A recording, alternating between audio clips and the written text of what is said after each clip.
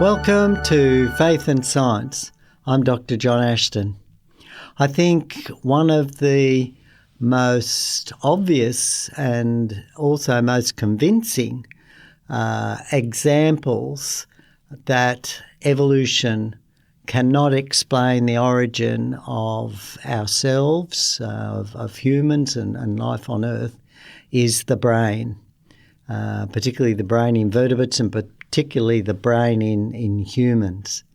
And one of the reasons for this is that the brain contains organs that control and regulate other parts of the body. So you have a control system. And one of the ones that I find most fascinating, or very fascinating, is the hypothalamus. Now, the hypothalamus has a function of regulating certain metabolic processes and other activities in the autonomic nervous system. So that's our nervous system that controls our breathing and heart rate and this sort of thing that we don't think about. These are the automatic processes in our body that, keep us alive.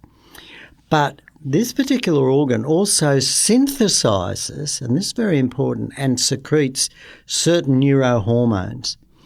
So it involves, within this organ, there are certain biochemical processes, that's chemical reactions that take place that actually make compounds and that we call, for example, in this case, neurohormones.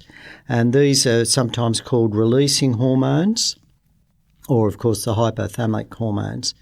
And these, in turn, either stimulate or inhibit the secretion of hormones from the pituitary gland. So here we see a system of regulations, of regulatory processes and systems that are in place. And when you have to regulate something to make other things work and to have other things in balance and release at just the right time and so forth, such as, processes within reproductive cycles and so forth, like the menstrual cycle and this sort of thing. You can't have these regulations arise by blind, random mutations to the DNA code. But all these processes are controlled by the code, the DNA code that actually encodes for, as the human or as we're developing from our gamete cells, from a little embryo, then as the body grows and the hypothalamus develops, then all these components are encoded for in our code. Now, what evolution has to claim is that the code to make all these amazing components that make up this particular little part of our brain that also has this amazing biochemistry, which is extremely complex biochemistry, by the way. We're still working on understanding some of the processes and how they work and how they regulate things. It's so complex to imagine that this arose by blind, random changes to this very complex code that resulted over time. Because these changes are all coordinated. They fit, they reek of design. So in industry, and I work for a large manufacturing company where we actually design and build machines that we use in manufacturing. And we have a team of engineers that design these. And we have a whole lot of control systems that are built in there. And some of the control systems are so complex that we buy them from other companies that have other specialised engineers that have worked in teams that have designed these control systems so that they can work. And then we, again, install them so that they work in our particular type of machines and manufacturing machines. Now, this same thing occurs in our brain. These processes that regulate these other parts of the body. And it's, for example, the hypothalamus controls our body temperature. And again, that has to be regulated, again, according to the environmental factors that we're exposed to. We've got to keep it at a particular temperature. And all this all reeks of specific design. It helps control hunger, the sort of hormones and that are related to hunger and the desire to eat and so forth and not eat. And also it involves release of hormones that are actually involved with maternal attachment behaviours. And I'll talk about that in a little bit.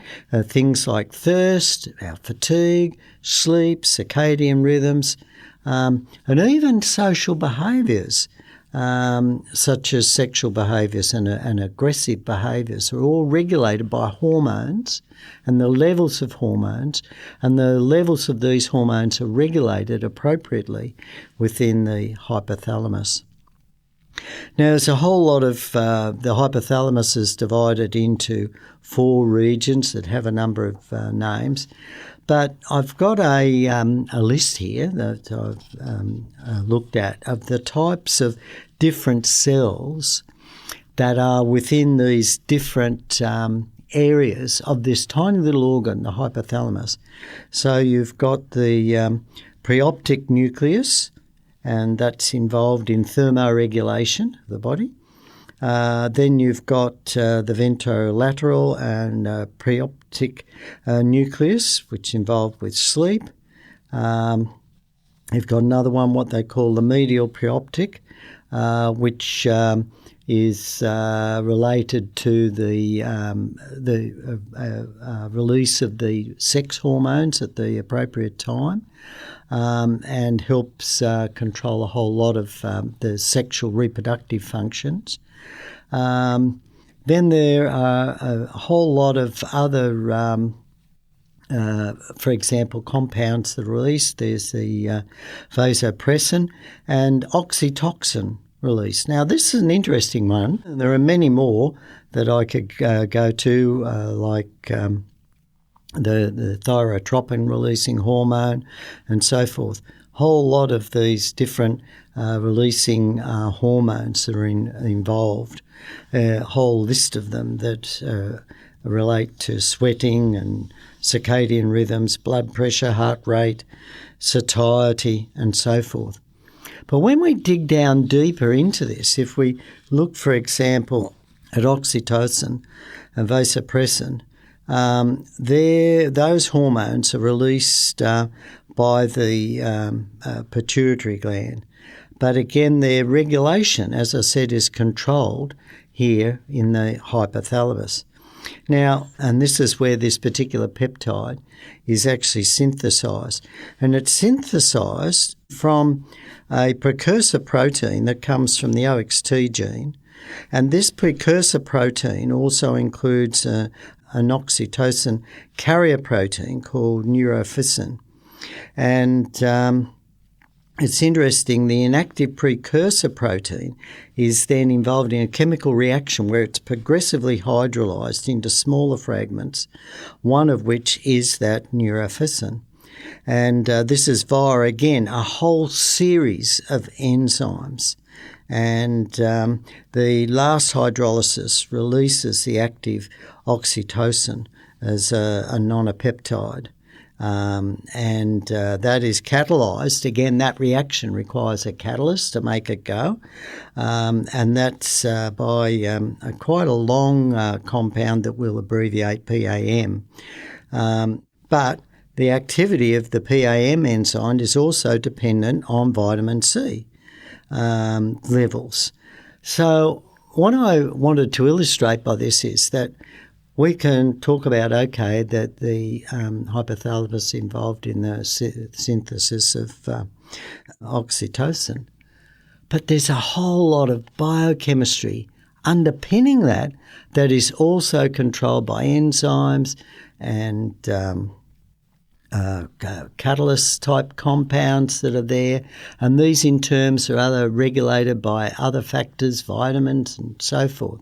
The chemistry is extremely complex to work, And if some of these phases aren't there, it's not going to work, and the whole process just breaks down. It's not going to be there. We've got to have this complete system. And to me, this is just overwhelming, powerful evidence that we were created. There was a designer behind this amazing system. There was a designer that created the amazing DNA. It's absolutely impossible for the DNA code to have evolved by natural processes in nature.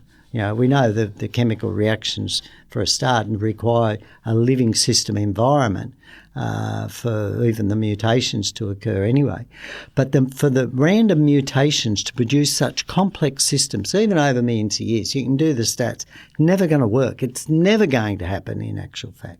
The systems are so complex.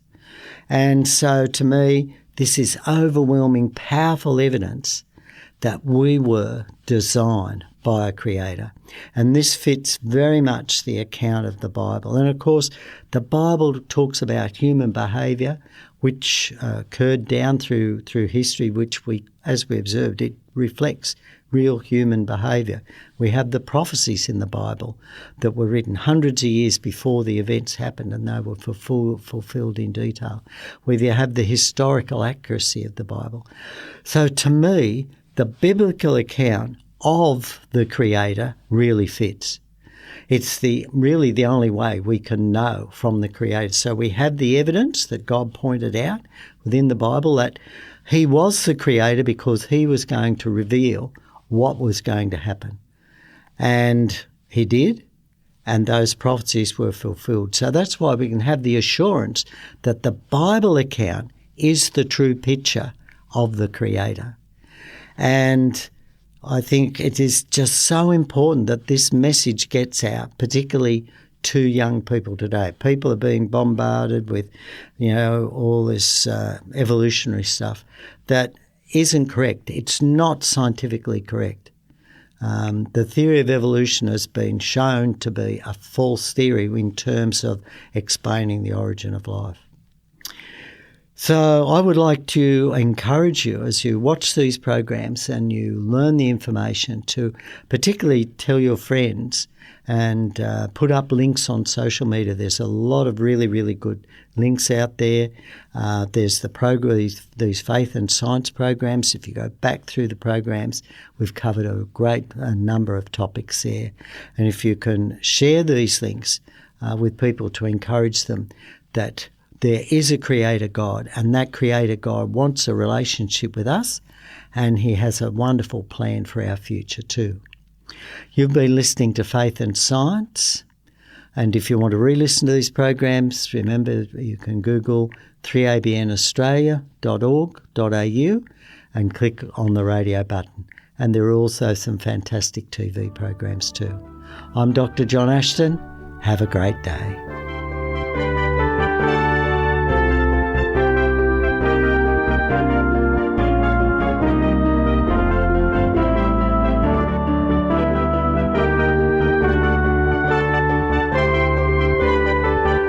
You've been listening to a production of 3ABN Australia Radio.